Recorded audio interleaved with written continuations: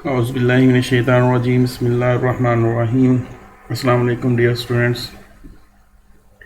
आज का हमारा टॉपिक है लिम्फेटिक सिस्टम। तो लिम्फेटिक सिस्टम जो है, जैसे ब्लड सर्कुलेटरी सिस्टम है, इसी तरह से हमारी बॉडी के अंदर इसके पैरेलल एक और सिस्टम पाया जाता है जिसको लिम्फेटिक सिस्टम कहते हैं।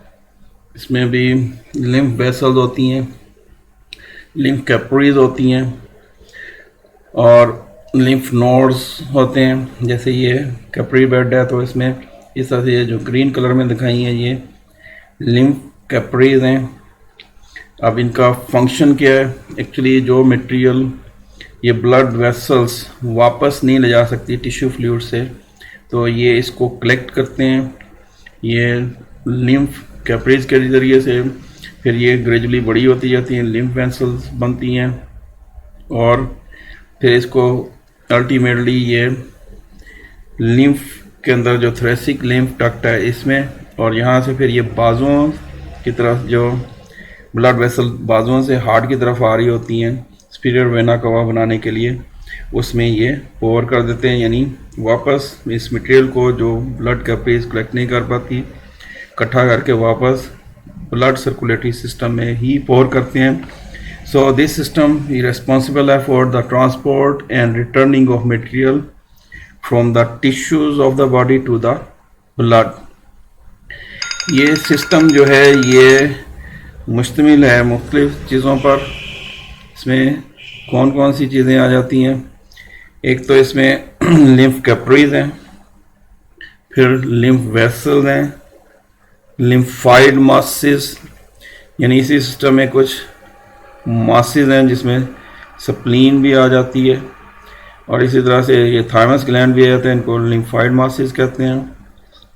लिम्फ नोड्स हैं जहाँ पे ये इकट्ठी होती हैं सारी मुख्तलिफ किस्म के कलेक्शन, बहुत सारी लिम्फ वेसल्स इकट्ठी होंगी और आगे एक जाएगी, तो ऐसी जगह को कहते हैं लिम्फ नोड्स।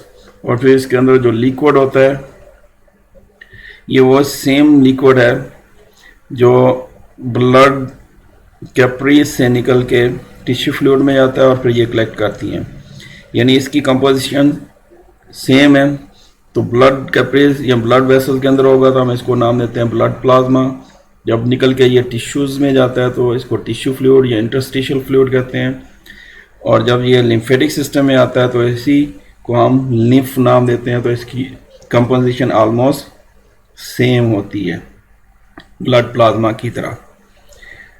तो लिम्फ नोड्स, फिर लिम्फ, ये फ्लूइड इसमें फ्लो करता है। फिर इसके बाद लिम्फ कैपिलरीज जो है ये ब्लड कैपिलरीज की तरह ओपन नहीं होती हैं एंड पे, बल्कि ये ब्लाइंड एंड होता है, इनका एंड क्लोज होता है।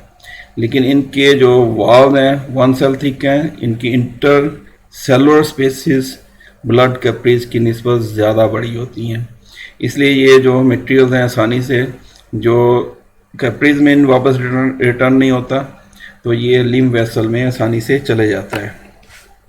लेकिन इनके एंड्स जो होंगे ये ब्लाइंड एंड्स होंगे।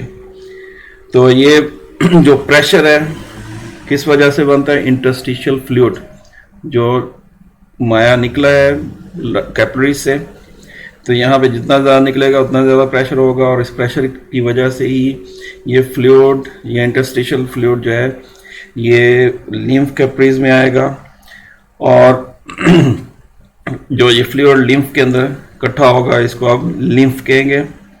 तो इसकी मेन वजह कि इसकी जो वाल्व हैं इनके अंदर सेल्स के बीच में स्पेसेस, जिसको इंटर सेलुलर स्पेसेस कहते हैं, वो ब्लड कैपिलरीज की निस्बत ज़्यादा डिफरेंस होता है, ज़्यादा बड़ी स्पेसेस होती हैं। तो इंटरसेलुलर स्पेसेस बड़ी होगी, इस वजह से ये ज़्यादा कलेक्ट करेगा। फिर इसके बाद लिम्फ कैपिलरीज जब इकट्ठी होती हैं, ज्वाइन करती हैं एक दूसरे को, तो ये बड़ी वेसल्स बनाती हैं जिनको लिम्फ वेसल्स कहते हैं, और अल्टीमेटली ये इकट्ठी होके पहुंच जाती हैं थोरैक्स में, यानी टांगों से, बाजुओं से, और ये मेन डक्ट सेंटर में जिसको थोरेसिक डक्ट कहते हैं, थोरेसिक लिम्फ डक्ट नाम दिया जाता है। एक्चुअली ये कहाँ पे ओपन हो रही हैं? जो बाजू से वेन्स आ रही हैं वापस हार्ट की तरफ, डीऑक्सीनेटेड ब्लड लेके हार्ट के अंदर जाने के लिए, जिनको इन वेन्स को नाम देते हैं सब क्लेवियन वेन्स। ये बाजुओं से आ रही हैं वापस डीऑक्सीनेटेड ब्लड लेके। एक्चुअली ये जो है थोरेसिक डक्ट, लिम्फ डक्ट जो है, ये मटेरियल जो ये इकट्ठा करती है बॉडी टिश्यूज से, तो इसको यहाँ पे ब्लड सिस्टम के अंदर पोर कर देते हैं, इसको वापस ब्लड सिस्टम में ले आते हैं। तो इसमें इसकी ब्रांचेज जो हैं, जो डाइजेस्टिव सिस्टम आ रहा है, इंटेस्टाइन वगैरह है, उसके अंदर भी इसकी ब्रांचेज हैं। खासतौर पर आपको याद होगा लेक्टियल विलाय के अंदर, ये लेक्टियल जो है ये भी ब्लाइंड एंड है, और ये किसका हिस्सा है?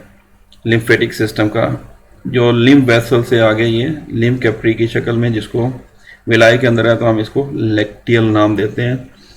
तो ये डाइजेस्टिव सिस्टम में भी मौजूद है। फिर इसके लिम्फ जो है इस सिस्टम के अंदर, इसके फ्लो को मेंटेन कैसे किया जाता है? तो इसमें सेम उसी तरह से जैसे ब्लड वेसल्स जो है उनमें वाल्व होते हैं बैक फ्लो को रोकने के लिए।